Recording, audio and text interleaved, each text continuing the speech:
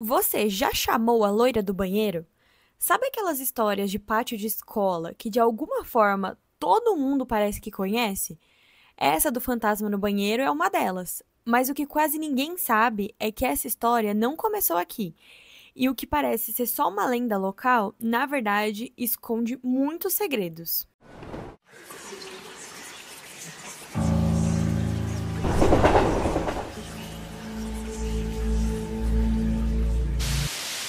Essa lenda leva a gente direto para a infância, com aquele arrepio, uma mistura de coragem e medo, a porta do banheiro fechada, a luz piscando, um silêncio estranho na escola depois das aulas e aquela decisão: será que a gente realmente testa essa lenda?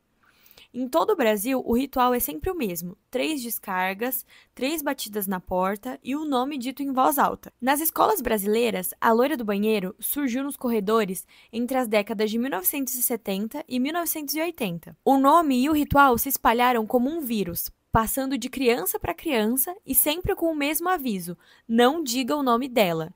E foi ali, nos anos 70 e 80, que essa história simplesmente explodiu. Se espalhou que nem fogo, sem internet, sem rede social, nem nada.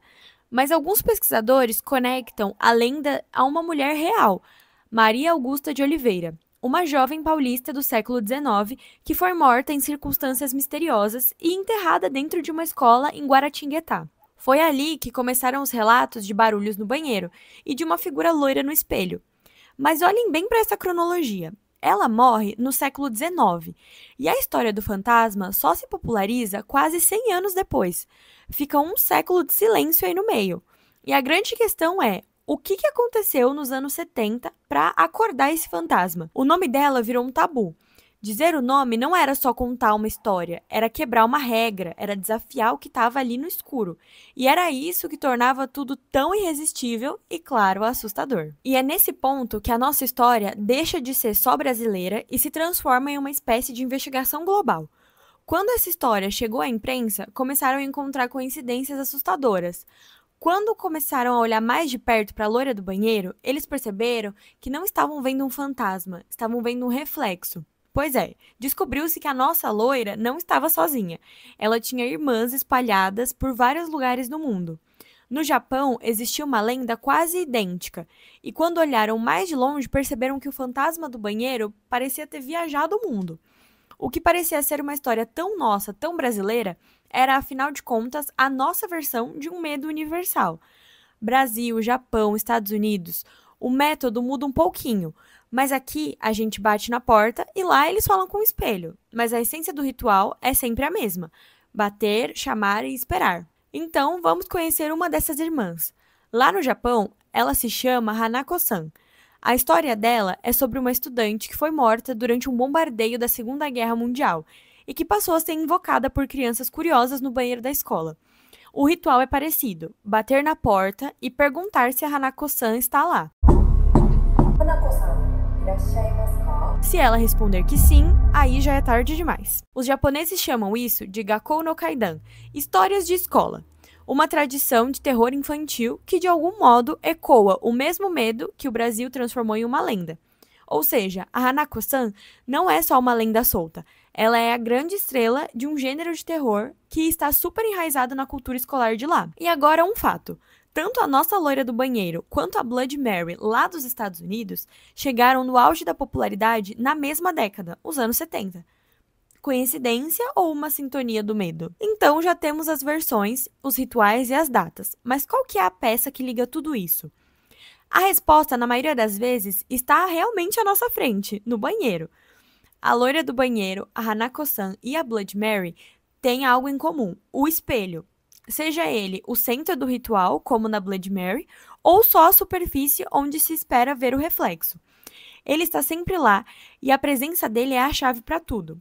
Um portal simbólico entre o que é visto e o que é sentido. Desde a Idade Média, acreditava-se que os espelhos eram portas para outro lado, e que chamar um nome diante deles era abrir uma passagem.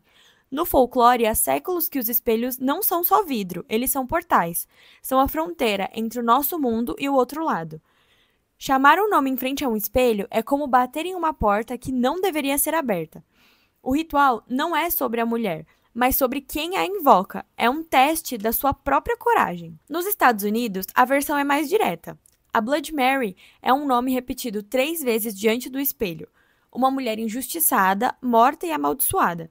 A lenda se popularizou nos anos de 1970, na mesma época que a nossa loira do banheiro ganhou força aqui no Brasil. Mas por que é sempre uma mulher, uma figura feminina com uma história trágica? Para entender isso, a gente precisa entender um conceito, o arquétipo, que é basicamente uma história ou uma personagem tão fundamental para as experiências humanas que ela continua a aparecer em várias culturas, só que com nomes e rostos diferentes. Na América Latina, o arquétipo muda de forma. Pensamos na Chorona. Ela e a nossa fantasma do banheiro são 2 faces do mesmo arquétipo, o da mulher injustiçada. A Chorona, ela vaga à noite chorando pelos filhos que perdeu, é a mulher traída, enlouquecida e transformada em assombração. Mas isso é história para outro vídeo. Uma é consumida pela dor e anda por aí, e a outra é consumida pela raiva e está presa em um lugar. O rosto pode mudar, loira, morena, oriental, mas o sentido é o mesmo: dor, injustiça e vingança. E a origem do poder delas é uma injustiça tão grande e tão profunda que nem a morte conseguiu apagar. Talvez seja por isso que essa lenda sobrevive em tantas culturas, porque ela fala de algo humano. Então, o que a gente já tem até agora? Uma lenda brasileira com uma origem misteriosa, ecos no Japão e nos Estados Unidos, um portal simbólico e um arquétipo universal. Brasil, Japão, Estados Unidos, México, em todos eles, alguém bateu na porta errada. A história muda de roupa, ganha um novo nome, mas por baixo da máscara o fantasma é o mesmo. Dizem que essas histórias são apenas lendas, e é exatamente por isso que elas não morrem, porque são a forma que a gente encontra em todas as culturas para falar dos nossos medos mais profundos. Mas se todas as culturas contam a mesma história, talvez o que muda não seja o mito, e sim apenas o nome de quem ainda está preso do outro lado. Então, da próxima vez que o espelho embaçar sozinho, não chame por ela.